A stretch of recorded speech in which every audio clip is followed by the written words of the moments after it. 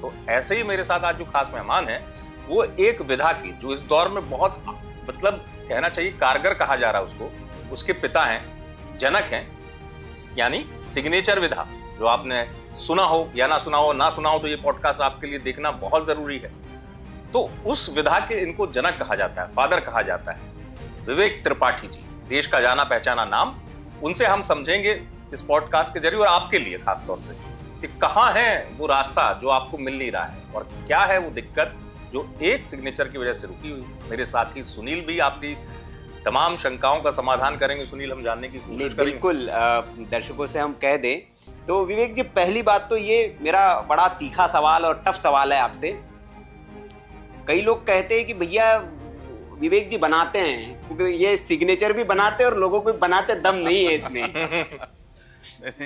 ये तो कमेंट जब कभी कभी मुझे भी पढ़ने में आता है जी, और स्वाभाविक है जी, विद्या नई है, जनक मैं बना हूँ जी, और इसको अभी सबके सामने नई विधा आई है, जी, इसकी किताबें नहीं है जी, इस पर ज्यादा काम नहीं हुआ है, मेरे अलावा किसी ने काम नहीं किया, जी, तो ये स्वाभाविक है सबके मन में सवाल उठना, और इसको मैं गलत भी नहीं मानता। जी, बात यहाँ पर ये कि मैं सभी दर्शकों से ये कहना चाहता हूँ आपके माध्यम से जी, कि जो नहीं दिखता इसका मतलब ये नहीं कि वो है नहीं। जी, हम वहां तक पहुंच नहीं पाए, ये हमारी कमी है, लेकिन इसका मतलब ये नहीं कि वो एब्सेंट है, वो हमारे इस समाज में, इस यूनिवर्स में मौजूद नहीं है।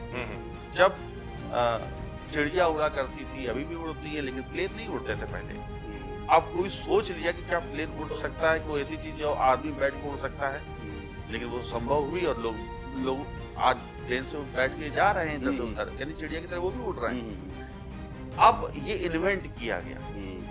सिग्नेचर एस्ट्रोलॉजी में भी यही है कि सिग्नेचर में ग्रहों की खोज मैंने करी, डिकोड किया, और ईश्वर की कृपा से वो आज फलीभूत हुआ।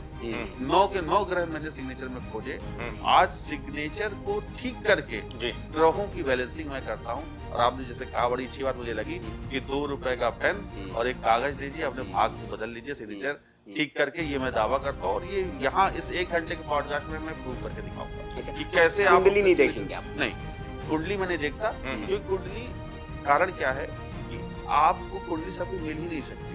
अगर मतलब मैं आज सेलिब्रिटीज के सिग्नेचर देखता हूँ तो उनका सिग्नेचर अवेलेबल है इंटरनेट पे, लेकिन जब किसी का बर्थ टाइम, आपको टाइम भी चाहिए, प्लेस भी चाहिए, इंटरनेट पे जरूरी नहीं कि वो बर्थ टाइम सही बता रहा हो। सही बात है। तो हमारे पास, हम कभी भी कुंडली का अध्ययन नहीं करते, हम कभी भी हाथ की रेखाओं का अध्ययन नहीं करते, कभी नहीं। कभी भी किसी के घर के वास्तु को हम नहीं मंगवाते कि भाई उसका घर का वास्तु कैसे, तो हम प्रेडिक्शन कर रहे, नहीं।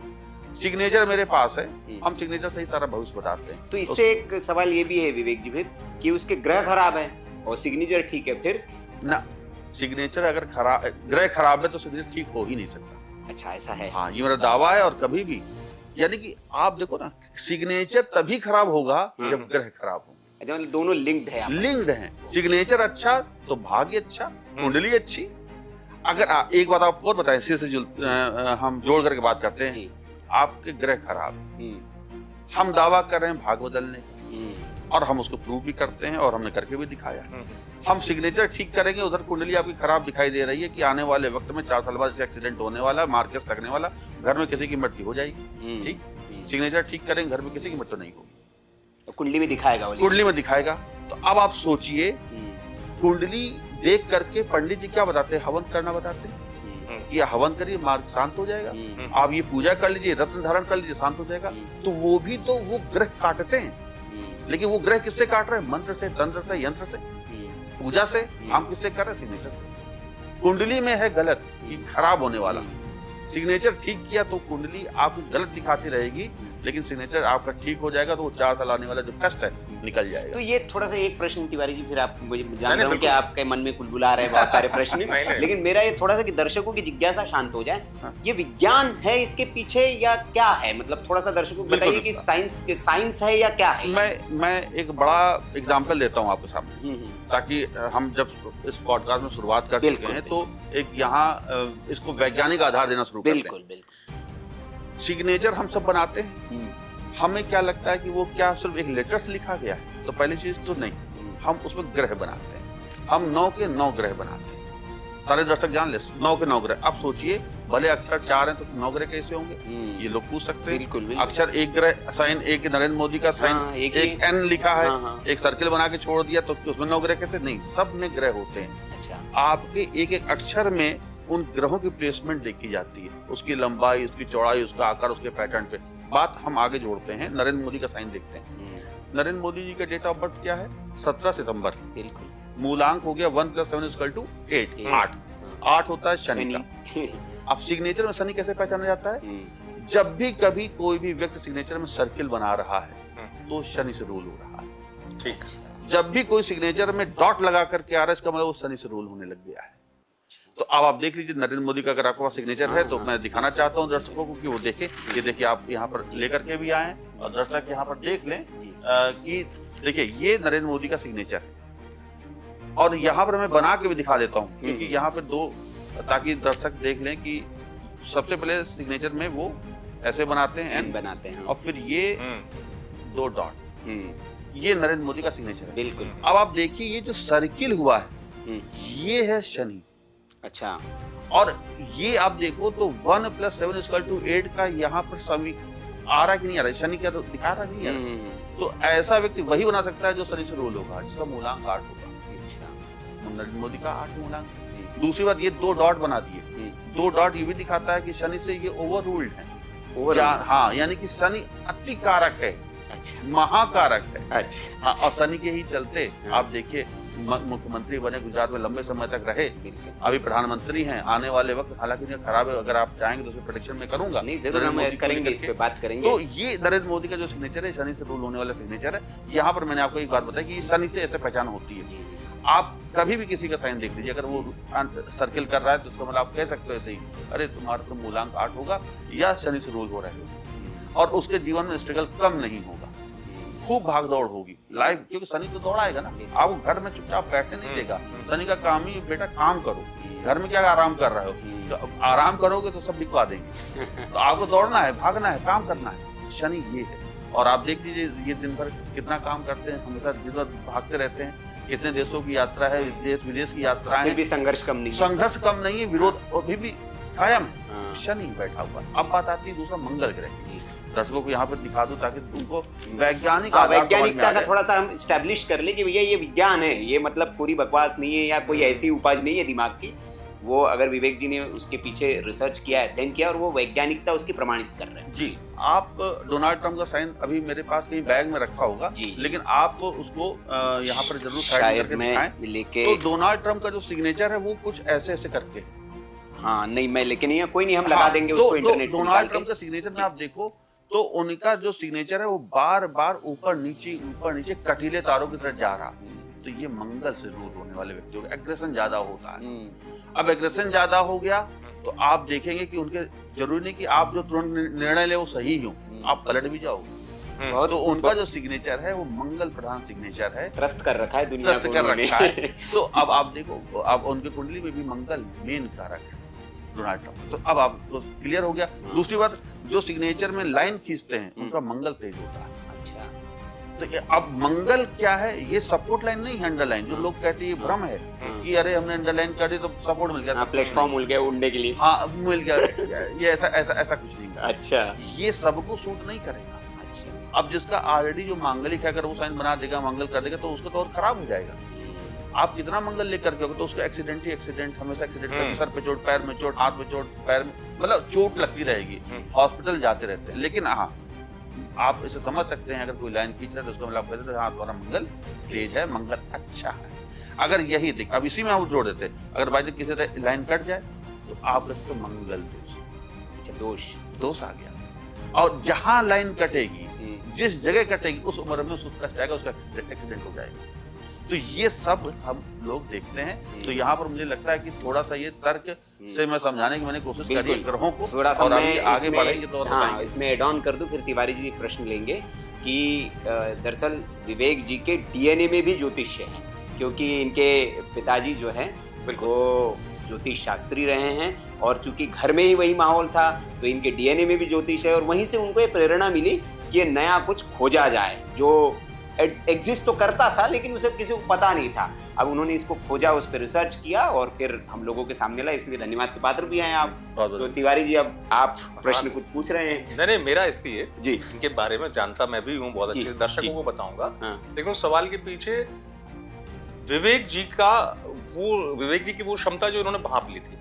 जैसे मैंने शुरुआत में कहा था आपके इंट्रोडक्शन के वक्त, प्रस्तावना जब पढ़ रहा था, 100 से ज्यादा आपकी लगभग भविष्यवाणी सच हुई। सही।